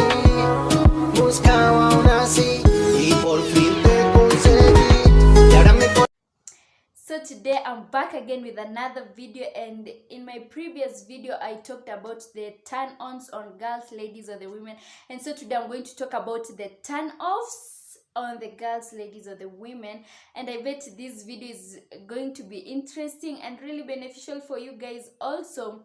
So please watch this video up to the end, and of course if you find fun in my video, you like my video, give me a thumbs up, comment down below, share my video, and don't forget to subscribe, and also turn the post notification bell on so that each time I post any new videos on my channel, you may not miss my videos. And so let's get into the video. So the number one turn off that is very crucial and is like common to all the ladies, girls, or women is poor hygiene. I mean, we ladies, we girls, we don't like people that can't maintain their hygiene, or really they have bad hygiene. And to poor hygiene, I'll start with the number one real turn off, the smell of sweat. Man, it's a real turn off. I mean, you're sitting next to someone or you're around them, and then you can't just keep up, you can't just concentrate on something that you are doing just because the guy is really smelling sweat. I mean, of course no one wants to sit around someone that is stinking, and man, let me tell you guys, the smell of sweat is a real turn off. I mean, you'd be meeting someone the first time and you're like, the person is so cute, you know, the way they dress, man, but at the moment you just realize that they are stinking, baba. Oh, baba. And then there are these guys who come and then they want to hug you, like they spread their arms to hug you, man, and then you just smell. No, I mean, sweat is a real turn on. And then worse, these guys who think that the use of colognes or sprays or perfumes can cover up their stinking smell. I mean, no guys, you are even making that worse. As in, you're stinking, you're smelling sweat, and then you come and spray yourself with, I know, turn off. That is even the realest turn off, leave alone the smell of sweat. Smell of sweat plus cologne jus. No. You know, you sometimes think that we can't notice that, but it's even worse. Trust me guys, it's even worse. A mixture of cologne and sweat. No, that's even worse. The other thing is bad breath. This is crucial to the fact that, I mean, we like speaking, we like when people talk to us, but you know, when you're talking to us and we can't maintain your breath, it's a real turn off. No one would ever want to talk to you or always be around you, you know. Okay, we get it that there could be some people with these mouth diseases, let me call it that. But what are you doing about it? Because you can't be sitting and saying that because you have rather bleeding gums or rather those mouth diseases, you'll go around with your your mouth having a bad breath. No, I think you have to do something, because bad breath is a real turn off. The other thing about hygiene is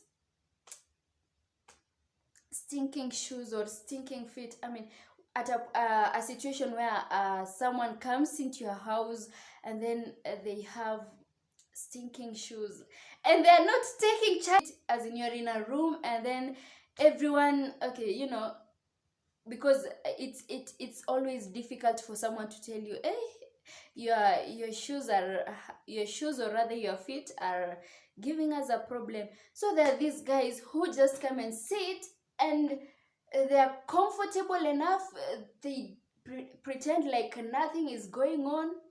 No, I mean, it's just a turn off. For instance, in a situation like that, me, I won't be afraid, but me, I'll just tell you, bro, check it. Izo miguzi na no come say. Because, you know, you can't be sitting in an environment, you want to be comfortable, and then someone just is not taking responsibility of what they're causing. No.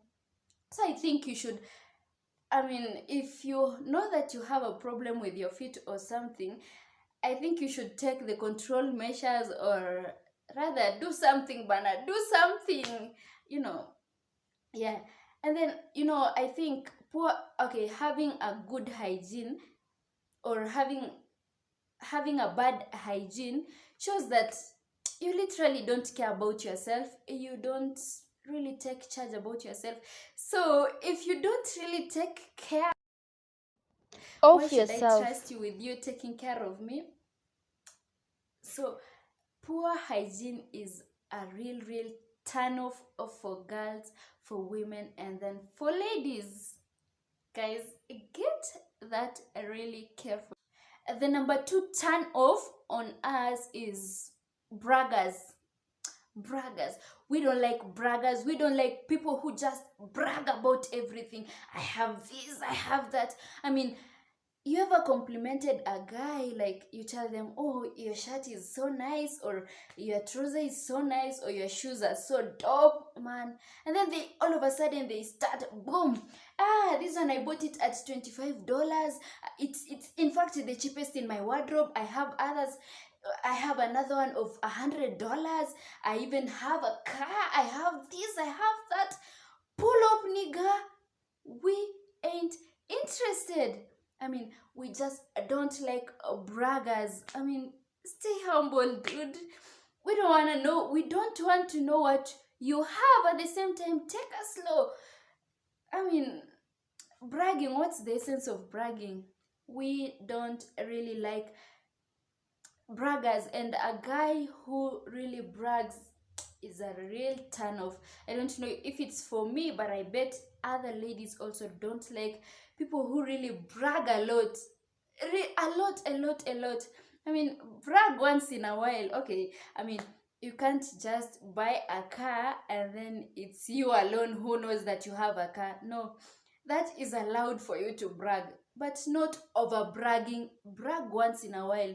Don't be too much bragger, you know. We don't like that shit. The other thing that we girls don't like is rude guys. I mean, guys who can't just talk to you politely. I mean, you are here and then they talk to you the way they want. They are so offensive. They use any kind of language they feel like. No, we don't like that. I mean, you're even working with them, or you're at a place with them, and you're somehow, or you're buying something from the seller, that is, and then, you know, the way they talk to the attendant, or I mean, guys who are just rude, turn off. We don't like rude guys. I mean, nobody wants a rude person, but we ladies, we don't like rude guys. Another turn off for us is very loud guys. So loud. I mean, they just keep yelling. I mean, I think that is a trait that is supposed to be on us. And so, I mean, you know, you have this guy, and then you are like trying to tell them something that is a bit annoying, or something that he doesn't agree with it, and then he just starts yelling. I mean, are you even a man? I think the yelling and the loudness is just supposed to be left for us, and I think men are just supposed to be soft, handle issues as smoothly and softly, as in talk you out like a man, you know. I don't think that a man should be so yelly. I mean, the other thing that we don't really like in a guy is shyness. We don't like shy guys. I mean, you ever find these guys that when they are talking to you, they first can't look at you, they're always looking aside. Hey, they're always okay. We get it that maybe you fear, or it's when it's your first time talking to a girl, you may fear, or rather, but I think a man should be bold enough, confident enough, man, to approach a lady, man. I think, yeah, that's essential. And then there's these other guys, when they're talking to you, they're always like fidgeting, finding words, even they keep patting their knees on they're shaking and bouncing their knees on the ground, like, so you're like, really? No, as in, turn off. Because I think that ladies would always love to have people who are confident. So if you're shy, we don't have a reason to believe in you, or to have confidence that you can really take care of us. Of course, we want to be taken care of, and if you're shy, there's no way you can do that. So it's a real turn off. The other thing that we don't like is impatient guys. I mean, they're always rushing you to doing things at their own pace, the way they want. I mean, they want you to do this at this time. No, we don't like impatient guys.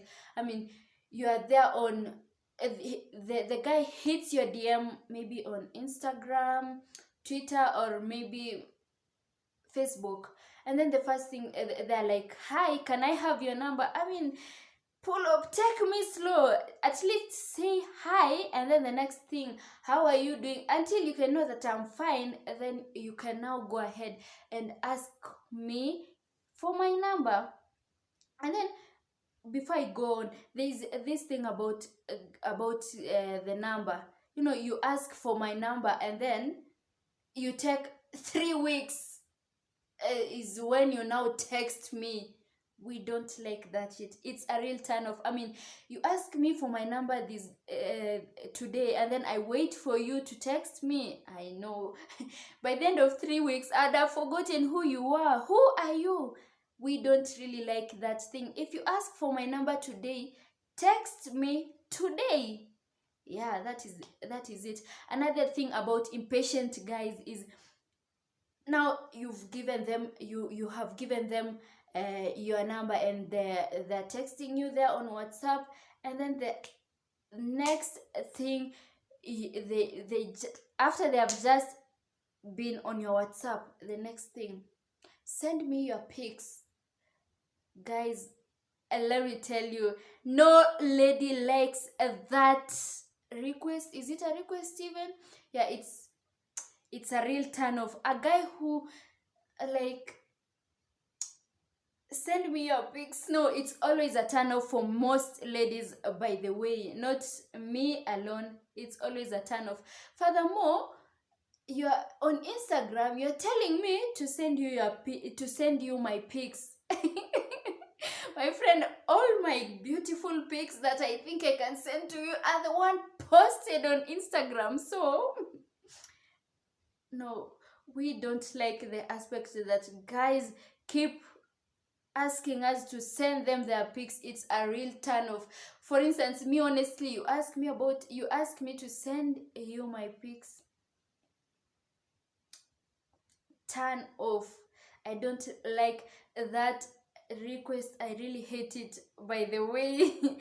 And then now there's this other thing. After maybe for those who will send pics, the next thing, they're there, hi, can we meet? I mean, you've just given them your number today. And they already want you to meet tomorrow. Nigga, we ain't doing that. At least take me slow. I mean, we want to be taken slow, but I must at least know you. Talk. And then things are to be taken slow and slow and slow. And then another thing that is a real turn off, which is the surest turn off, is guys who really want to, okay, like they have catiered them, or and then they're in the box, and then they want to push girls, or they want to push ladies to sex. No, it's not the way we do things. We do it at our own pace until we are sure that we can do it. You really if you are really that guy who can't be patient enough to wait for a lady to decide, then I think you have no place for ladies in your life. You know, these guys who push ladies to, like, they're so in a rush to have sex with them, turn off, real turn off. In fact, many ladies, they realize that that's the end of the good relationship that you had built in the short time that you started talking with them. So a guy who is always in a rush to do things, turn off, a real turn off. You know, there are these ones who are, I don't know if they're really usually okay, but you start talking with them for like a month or two, and then the next thing is they're like, they bring up stories of marriage. Dude, I ain't ready for that. That thing ain't in my mind. You know, that I think that is the most stupid idea of, or the most stupid turn off for guys. And if you ever had that, you ever done that, I mean, guys, an impatient guy or a guy who keeps rushing is a real turn off for the ladies. We don't like guys who rush us to doing things, who want us to do things so fast. At least let us take things let me do things at my own pace. If there are things that involves me, let me do them at my own pace. The other real turn off for me especially, and I bet also for other ladies, or for most ladies, is stingy guys. Man, I mean, I think a guy is supposed to buy you gifts, take you out on a date, do some good things to you. But you know, a stingy guy won't do that. I mean, they're always like keeping their money, man. And me, I always believe that sorry if I'm wrong, but a man's money is our money, but my money is my money. So stingy guys, I mean, these guys who are so hard to give their money. Okay, I don't mean that every time you go for lunch or for dinner, that the man is always supposed to, at least, okay, if you pay for some part, I do pay for other part. But there are these kind of guys, especially when they realize that the lady has money, they always want the lady to do everything, buy this, buy that. We don't like stingy guys. We really don't like stingy guys. Worse and worst of all is guys who ask for money from ladies. I mean, let a girl ask for money from a guy. Allowed, super allowed. A guy asking for money from a girl, I don't know, but to me it doesn't make any sense. But my point is, stingy guys are a real turn off for ladies. You know, we don't like people who are stingy.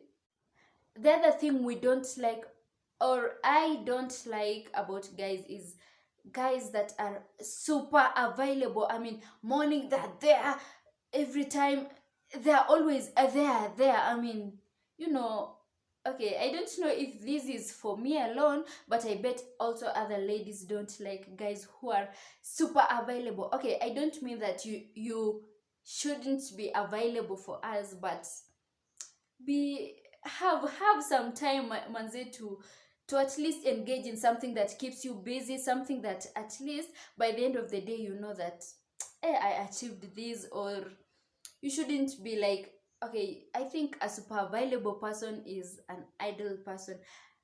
Yeah, that's my thinking. And I think a guy should at least be in an activity that keeps them busy, so that most of the time they're in that activity, and at the end of the day, or rather the little time now they are free, is when they now fully spend on you, I think that's the best. And I think this thing of super availability is what is really making relationships super boring.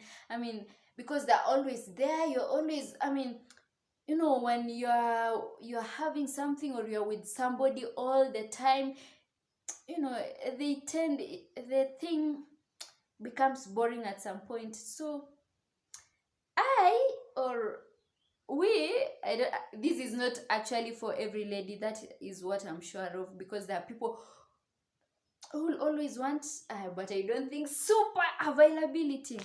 No, I think at least a man, engage yourself in something that makes you busy, makes you be a man.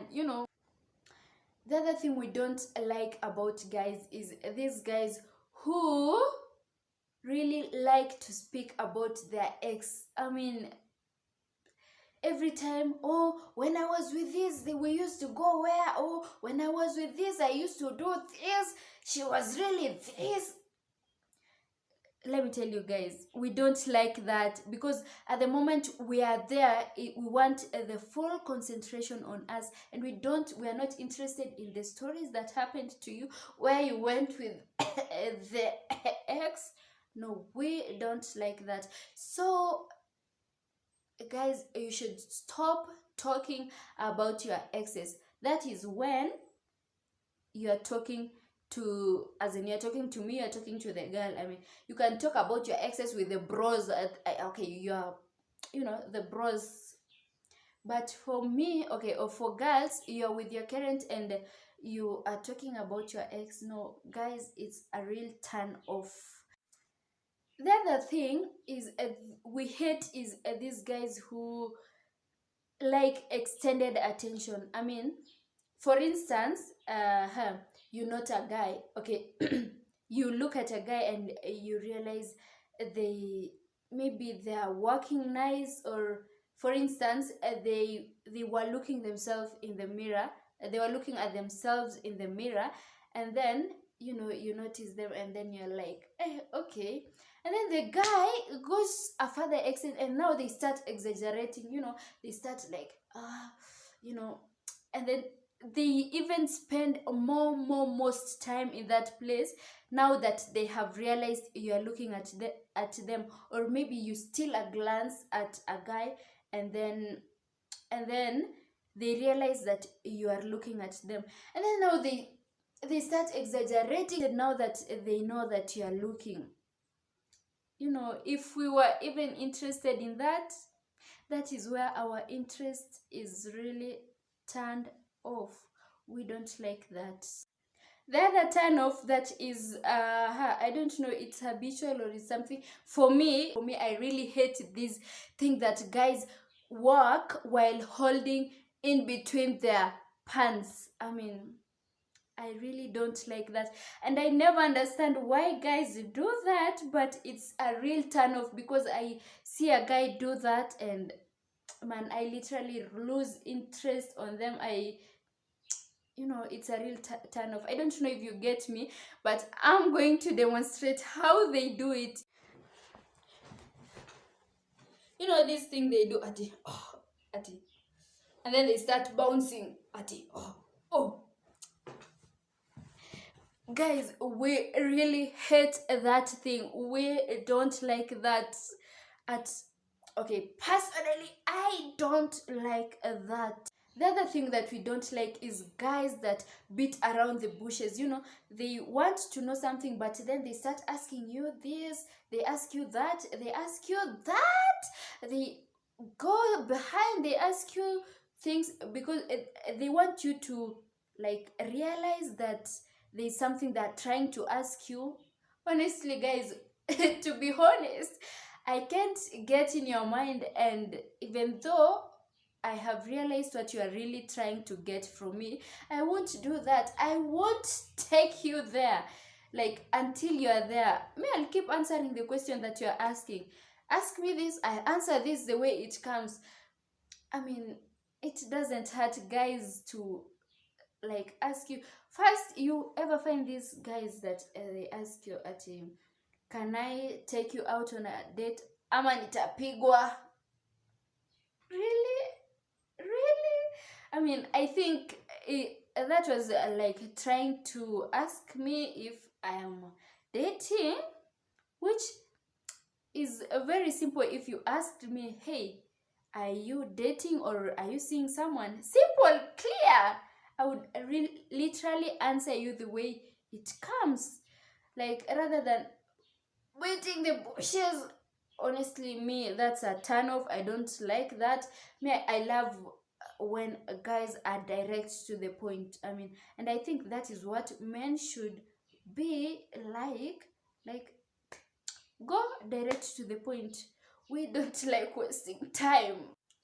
The other thing that we don't like about guys is those guys that keep ordering you to do things. I mean, they keep telling you, do this, don't do this, do that. No. I mean, I also can make decisions for myself.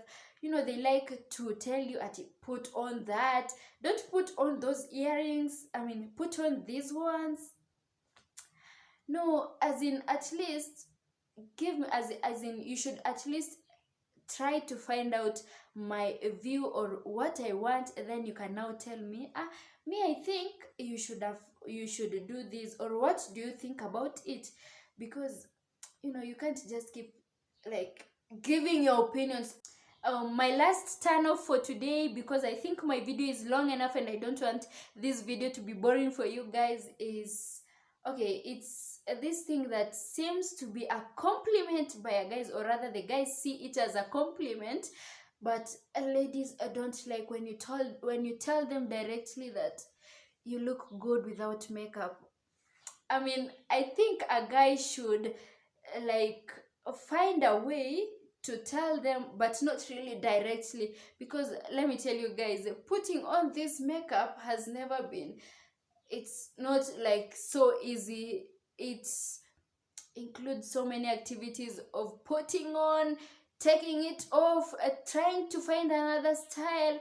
And you know, I think the guy, or you should find a way to like appreciate my makeup, you know, try and give me like some credit for doing the makeup, and then now after giving me all the credits, you can now neutralize. I mean, so I think a guy should at least say, oh, your makeup is good. No, but anyways, I also do love it when you are natural. You know, I won't take it the bad way, but at the end of the day, I'll be thinking, where ama hii makeup ilikuwa imechoma. Not these aspects that, you know, a guy just comes, boom, unakapoa bila makeup. You know, we don't like that, and it's a real turn off. We hate when guys do that. So we've come to the end of the video, and thank you so much guys for watching this video up to this point. So what do you think about the video? Comment down below, and if you're new here, subscribe to my channel, and don't forget to turn the post notification bell on, so that each time I post any new videos on my channel, you are notified about the videos. And guys, stay safe, keep safe. See you in my next video. I love you guys. Bye. Conmigo quiero pasarla, mamacita, vámonos de fiesta. Hello Hello guys, my name is Cynthia San, call me CJ, and welcome to my YouTube channel. Thank you for subscribing to my channel, and if you haven't yet, just click the subscribe button, and remember, we are always spreading the fun.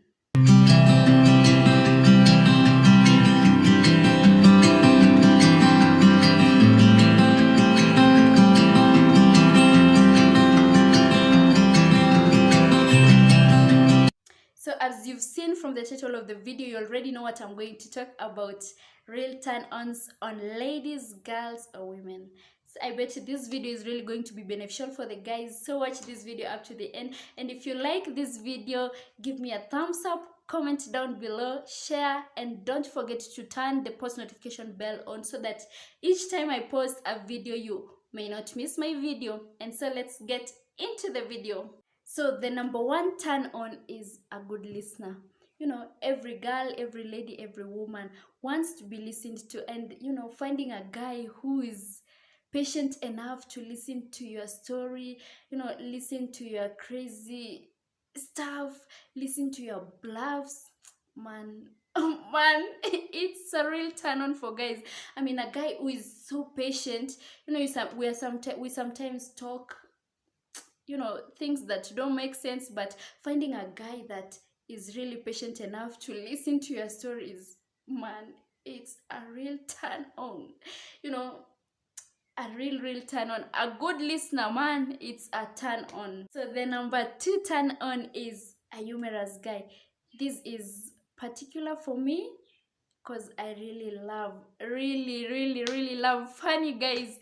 But also it applies for most ladies, because you know, everyone wants to be happy, and finding someone who makes you happy and you're just around them and you laugh all the time,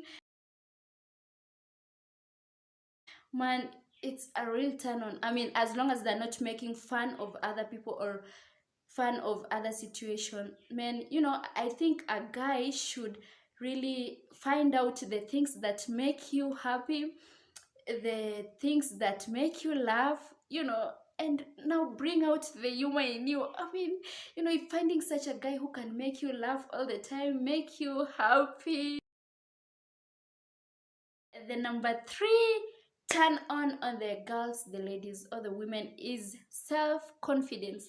You know, a guy who is confident enough in the way they carry out themselves, the way they do things, the way they talk to you, man, it's a real turn on. You know what I think is that confidence is an assurance, it's an assurance technique to the ladies or to the girls, that you know, when I find out that you're confident enough, then I also built my confidence in you, that you know, you can do it, you can do it. And also confidence, self-confidence by a guy shows that they are real. They don't fear to do some stuff, they don't fear to tell you this is wrong or this is right, you know. And man, for a guy who is self-confident, trust me, it's a real turn on. Guys, real turn on. You know, you even find these guys that they know that by tickling you will make you laugh and you'll be happy, and they do it. Man, you know, that is a real turn on for a guy that knows the things that make you happy and they apply them to making you happy. Man, real turn on, you know. So the number four turn on, which is a really important point, is grooming. I mean, general grooming, from the way you dress to the way you comb or make your hair, your beard, you know. I mean, you know, guys who dress, I mean, neatly, smart, they are a real turn on to girls. I mean, you know, finding a guy that really dresses, as in, you just look at them and you're like, okay. Man, they're a real turn on. The way they comb you, okay, you know, depending on your style of hair, I mean, you have to be neat. Even, okay, for those who have beard, you know, you need to keep it in a way that is neat. That is a real turn on for girls. And then the other thing about grooming, guys who smell nice, man, total turn on.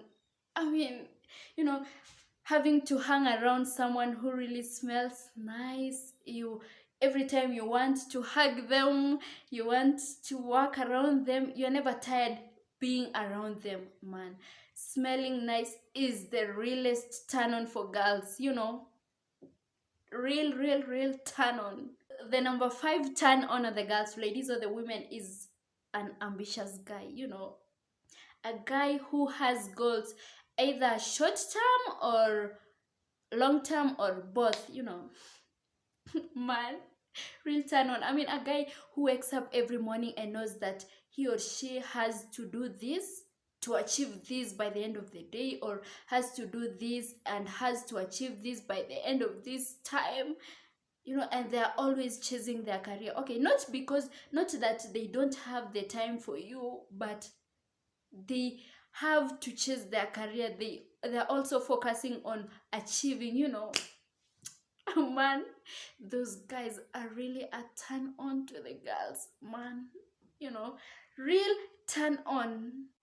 And the number 7 turn on the girls or the ladies or the women is guys who are gentle, man. They're caring, man. Every lady would always want to have a gentleman. I mean, a person who handles them. You know, we ladies, we girls, we are delicate, man. And, you know, finding a guy who really handles us like so gently, I mean, real turn on. And then guys who are caring, man. Those are the God sent guys, you know.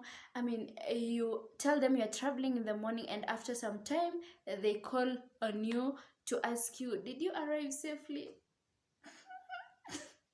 Real turn on guys, you know. And then a guy should also check up on their girls. Okay, like, I don't mean that this really extra frequent checking up on them, like morning, how are you doing, in the morning, and then after 20 minutes, how have you been, 20 minutes, I have missed you. No, I don't mean that, but as in, a guy should try and as in make an effort of checking up on your girl. I mean, those guys that really check up on you, real turn on. A real turn on. The other turn on is honesty. I mean, finding a guy who is open up to you, as in who tells you the truth, no matter what the consequence, or no matter what the situation is. Trust me, guys, it's a real turn on for the girls. You know, every girl wants to be told the truth. You know, girls would always want to know the truth. They will always want to find out the truth. So imagine a guy who just tells you the truth, makes your work simpler. Man, it's a real turn on, guys. A real turn on. You know, sometimes we have situations where we think that hiding some stuff from the girl, or some situations where they can cause you or make you in a dilemma of deciding whether to tell them the truth or hide whatever happened or whatever you don't want to tell them. But trust me, telling a girl the truth, whether it is so bad, annoying, or breaking, man, it's a complete turn on, man. I mean, and also finding a guy who is really honest with you, as in, you are really dressed up, you know, you apply makeup, and this guy just tells you, like, enyewe, that dress, no, or that makeup, no. As in, a guy who is open with you. Turn on. The other turn on is a guy who has a great conversation, or who can create a great conversation. You know, most ladies don't want silent guys, as in really silent guys. I mean, at least you can bring up a conversation, keep talking, because most women love talking. most, not all, most of them love talking, and finding a guy who couples up the conversation and makes it, super lit, and you're just in flowing. Turn on. The other turn on is respect. Respect. Respect is a real turn on for the girls. I don't mean that you only have to respect me, but respecting me plus respecting other ladies and other people generally in the society is really cool. You don't have to only respect me, and then when you're out there messing with other ladies or other people. Man, no. Having a guy who respects you the way you are, respects your decisions, and man. And the last turn on for today for the ladies, which is not basically for all the ladies but some of them, and most of them to be specific, is money. It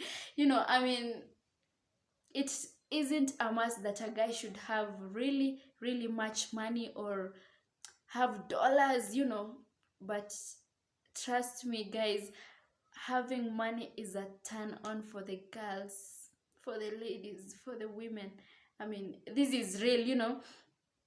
To some point, your looks may not matter, the way you dress may not matter, but as long as you got the cash, man, real turn on for the girls. You have a better chance of getting into the hearts, But don't get me wrong that guys, that we go for the money, or girls always go for the money, but I'm giving, okay, a turn on is something that is of preference, man, as in they love it more when you have money. So guys, some more effort. Yeah, money is just a turn on. Not for me specifically, but generally, money is really a turn off for the girls and the ladies and the women. So I have come to the end of this video, and those were the few turn-ons on the girls, the ladies, or the women. I bet, guys, this video was really interesting for you and beneficial for you.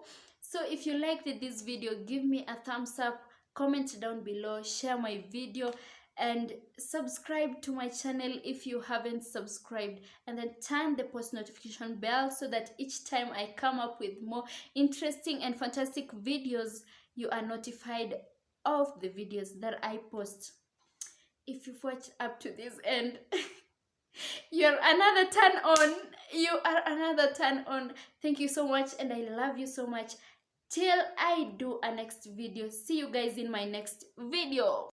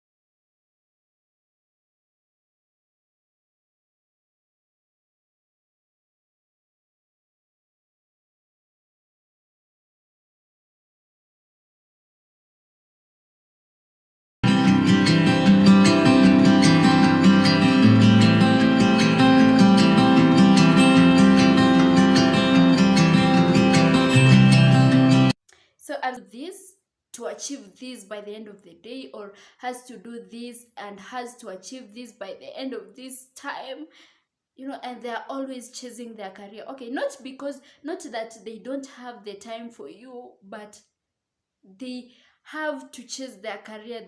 They're also focusing on achieving, man, those guys are really a turn on to the girls, man. Real turn on. And the number 7 turn on the girls or the ladies or the women is guys who are gentle, man. They are caring, man. Every lady would always want to have a gentleman. I mean, a person who handles them. We ladies, we girls, we are delicate, man. And finding a guy who really handles us like so gently, I mean, real turn on. And then guys who are caring, man. Those are the God-sent guys. I mean, you tell them you're traveling in the morning, and after some time they call on you to ask you, did you arrive safely? Real turn on guys. And then a guy should also check up on their girls. Okay, like, I don't mean that these really, really extra frequent checking up on them, like morning, how are you doing, in the morning, and then after 20 minutes, how have you been? 20 minutes, I have missed you. No, I don't mean that, but as in, a guy should try and as in make an effort of checking up on your girl. I mean, those guys that really check up on you, real turn on, a real turn on. And the other turn on is honesty.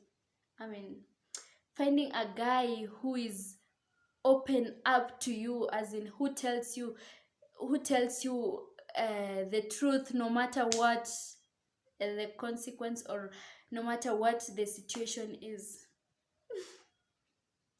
Trust me, guys, it's a real turn on for the girls. Every girl wants to be told the truth.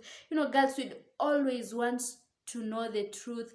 They will always want to find out the truth. So imagine a guy who just tells you the truth, makes your work simpler, man. It's a real turn on, guys. A real turn on. Sometimes we have situations where we think that hiding some stuff from the girl, or some situations where they can cause you or make you in a dilemma of deciding whether to tell them the truth or hide whatever happened or whatever you don't want to tell them. But trust me, telling a girl the truth, whether it is so bad, annoying, or breaking, man, it's a complete turn on, man. I mean, and also finding a guy who is really honest with you, as in, you are really dressed up, you apply makeup, and this guy just tells you, like, anyway, that dress, no, or that makeup, no. As in, a guy who is open with you. Turn on. The other turn on is a guy who has a great conversation, or who can create a great conversation. Most ladies don't want silent guys, as in really, really, really silent guys. I mean, at least you can bring up a conversation, keep talking, because most women love talking.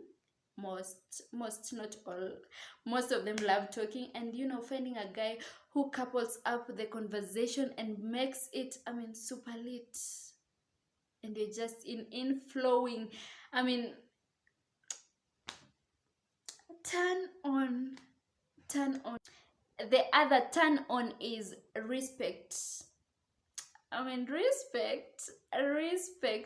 I mean, respect is a real turn on for the girls. I don't mean that you only have to respect me, but respecting me plus respecting other ladies and other people generally in the society is really cool. I mean, you don't have to only respect me, and then when you're out there messing with other ladies or other people.